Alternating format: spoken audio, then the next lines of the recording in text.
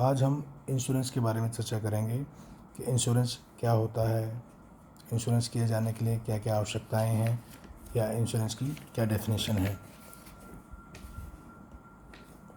Insurance एक contract है दो पक्षकारों के मध्य, बीमाकर्ता और बीमा धारक। बीमाकर्ता इसमें है बीमा कंपनियां, जो एक निश्चित प्रीमियम के बदले नुकसानी का भुगतान करती हैं।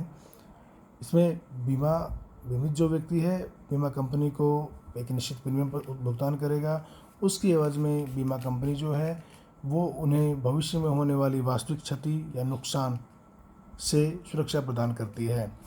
तो हम बीमा की डेफिनेशन कहेंगे कि बीमा दो पक्षों के बीच एक अनुबंध है जो बीमाकर्ता और बीमा धारक है, जिसके तहत एक पक्षकार बीमाकर्ता किसी दूसरे पक्ष बीमित को प्रीमियम के भुगतान के बदले मुआवजा देने के लिए सहमत होता है यदि वास्तविक नुकसान होता है।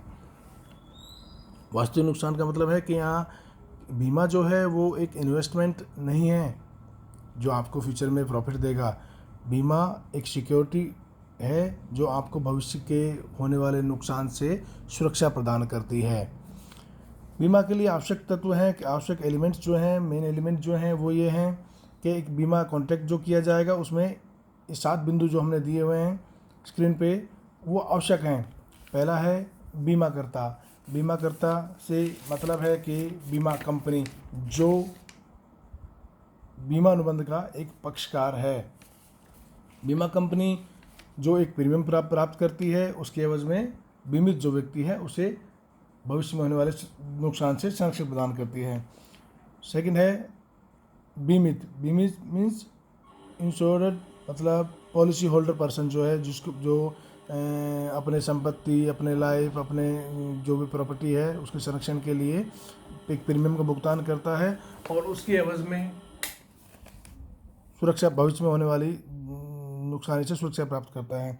नेक्स्ट है प्रस्ताव। प्रस्ताव मीन्स प्रपोजल। प्रपोजल यहाँ एक सामान्य कॉन्ट्रैक्ट में होता है उस तरह का नहीं है। यहाँ प्रपोजल है प्रपोजल फॉर्म, कंपनी के द्वारा एक अवेलेबल एक रिटर्न डॉक्यूमेंट्स है जो जिसमें सभी टर्म एंड कंडीशंस लिखी हुई होती हैं कि आप कितना प्रीमियम भुगतान करना है, कितने समय अवधि में करना है, क्या सुविधाएं उनके द्वारा उपलब्ध कराई जाएंगी, एक दूसरे की क्या राइट एंड ड्यूटीज़ होंगी, वो सारी चीज़ें, सारी टर्म एंड कंडीशंस उसमें फुलफिल होती हैं। प्रपोजल फॉर्म जो है उसको बीमित द्वारा भर के उससे जो निर्धारित प्रीमियम है उसका भुगतान कर दिया जाता है। उन परिस्थितियों में बीमा कंप्लीट हो जाता है। नेक्स्ट है premium. Premium paid by insurer to insurer, वो भुगतान जो बीमित द्वारा बीमाकर्ता को किया जाता है।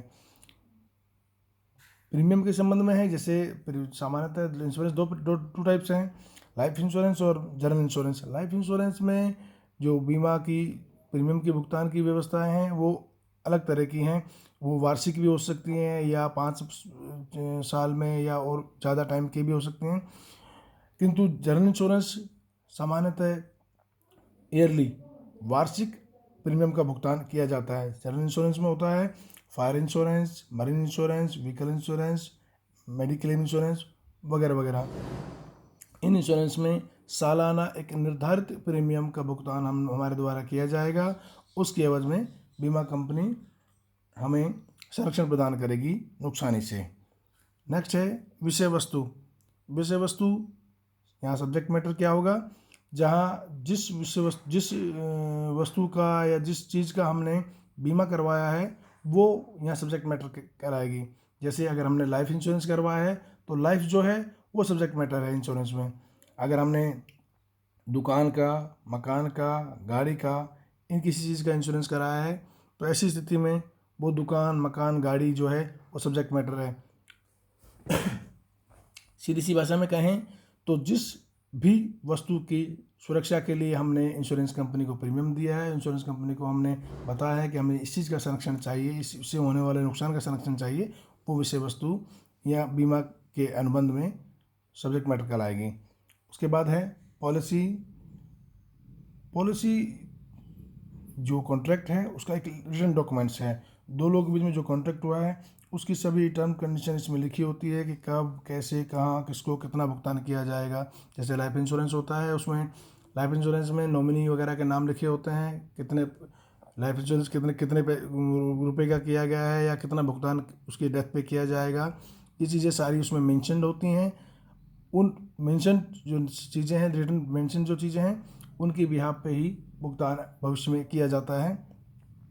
जैसे किसी व्यक्ति ने अपना लाइफ इंश्योरेंस करवा रखा है, उस लाइफ इंश्योरेंस करवाने वाले व्यक्ति की अगर मृत्यु हो जाती है तो उसके जो नॉमिनी हैं या जो भी उसके फैमिली मेम्बर्स हैं, वो उस पॉलिसी की कॉपी इंश्योरेंस कंपनी को प्रेषित करेंगे, उनको वहाँ ऑफिस में देंगे, तो उसकी बिहाफ पे ही कितना भुगतान किया जाना है, कब भुगतान किया जाना है, किसको भुगतान किया जाना है, ये तय किया जाएगा। लास्ट है दावा, क्लेम।